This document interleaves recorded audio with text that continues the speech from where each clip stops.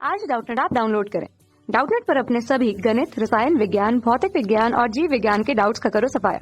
बस प्रश्न की फोटो खींचो, एक ही प्रश्न को क्रॉप करो और तुरंत वीडियो सोल्यूशन पाओ। अभी डाउनलोड करें।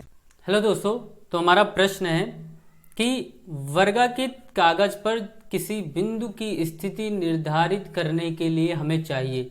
पहला विकल्प है हमें x निर्देशांक, दूसरा विकल्प है y निर्देशांक, तीसरा विकल्प है x निर्देशांक तथा y निर्देशांक, चौथा है इनमें से कोई नहीं। तो देखिए, ये हमारा एक ग्राफ, वर्गाकृत कागज का एक ग्राफ आता है जिसमें हम क्या होता है कि हमारा जो कार्तीय तल को दर्शाया जाता है। कार्तीय तल में हमारे क्या होते हैं, दो अक्ष होते हैं, ठीक है। एक अक्ष होता है हमारा x अक्ष, एक y। तो ये जो हमारी ऊर्ध्वाधर रेखा होती है उस पर हम किसको दर्शाते हैं, उस पर हम y अक्ष को दर्शाते हैं, और ये जो हमारी क्षैतिज रेखा होती है उस पर हम x अक्ष को दर्शाते हैं, ठीक है। x अक्ष का जो नाम होता है, x अक्ष को हम किससे दर्शाते हैं, x x डैश, ठीक है, x x डैश, और y को हम y y डैश से दर्शाते हैं।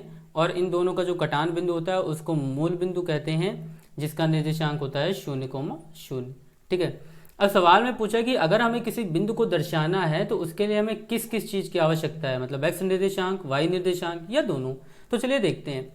मान लीजिए अगर हम किसी बिंदु के लिए हम बोले हमें x निर्देशांक हमने दे दिया कि x निर्देशांक हमारा 5 इकाई है, तो हम क्या करेंगे कि हम मूल बिंदु से चलेंगे और 5 इकाई x अंश पर चलेंगे, ठीक है। मूल बिंदु के दाईं तरफ हमारा क्या होता है, x अक्ष धनात्मक होता है और बाईं ओर ऋणात्मक होता है। उसी प्रकार से मूल बिंदु से ऊपर हमारा y अक्ष धनात्मक होता है और नीचे ऋणात्मक होता है। तो अब हमें x पर 5 इकाई चलनी है धनात्मक ओर, ठीक है। तो हमने क्या किया, एक इकाई ये, इसको हम 1 बोलते हैं, ये 2 बोलते हैं, ये 3, ये 4, ये 5, ये 6, ठीक है। ऐसे चलता जाता है। तो 1 2 3 4 5। अब हम 5 यहाँ पर पहुँच गए।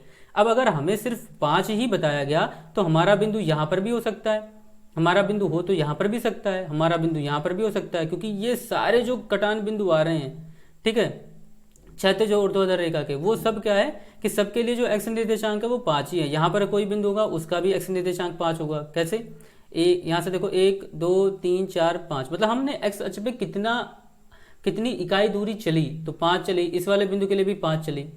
उसी प्रकार देखो, अगर हम y निर्देशांक बता देते कि y निर्देशांक मान लो 6 हमारा, तो हम क्या करते कि y निर्देशांक पर 6 इकाई चलते, मतलब 1 2 3 4 5 6। ये बिंदु हमारा क्या होता है, 1 2 3, ये 4, ये 5, ये 6, ये बिंदु 6 होगा, ठीक है। अब 6 पर हमारा कहीं पर भी हो सकता था, हम यहाँ पर भी हो सकते थे, हम यहाँ पर भी हो सकते थे, यहाँ पर भी हो सकते थे, यहाँ पर भी हो सकते थे। तो हमें बिंदु का सही पता नहीं मिल पा रहा था, उसकी एग्जैक्ट पोजीशन नहीं पता चल पा रही थी कि वो बिंदु है कहाँ पे। इसके लिए अतः हमें अगर किसी बिंदु को दर्शाना है तो उसके लिए हमें बिंदु को दर्शाने के लिए x और y निर्देशांक दोनों ही बताना आवश्यक है, क्योंकि हमारा कोई बिंदु जो होता है वो कार्तीय निर्देशांक पे यूनिक होता है, अद्वितीय होता है, ठीक है। तो अगर हमने 2,3 बोला, मतलब हमने क्या किया कि x अक्ष पे तो आप 2 इकाई चले जाओ, तो यहाँ पे चले गए, और y निर्देशांक पर आप 3 इकाई चले जाओ, तो हम 1 2 3। तो इसका मतलब ये बिंदु हमारा बिंदु ए यही होगा, इसके अलावा और कहीं पर भी हमारा बिंदु ए 2,3 नहीं दर्शा सकते। ये हमारा यूनिक बिंदु है, अद्वितीय बिंदु है, ठीक है। इसके अलावा इसको हम और कहीं पर दर्शा नहीं सकते। इसलिए अगर हमें किसी बिंदु को दर्शाना है, क्योंकि बिंदु हमारा अद्वितीय होता है, तो अगर किसी बिंदु की हमें स्थिति को बताना है तो उसके लिए हमें x और y दोनों निर्देशांक को बताना आवश्यक होगा। अतः हमारा विकल्प नंबर 3 जो होगा वो सही उत्तर होगा। Thank you. कक्षा 6 से 12वीं से लेकर नीट, IIT, JEE वो एडवांस के लेवल तक 1 करोड़ से ज्यादा छात्रों का भरोसा। आज ही डाउनलोड करें डाउटनेट ऐप या व्हाट्सएप करें अपने सारे डाउट्स 8400 400 400 पर।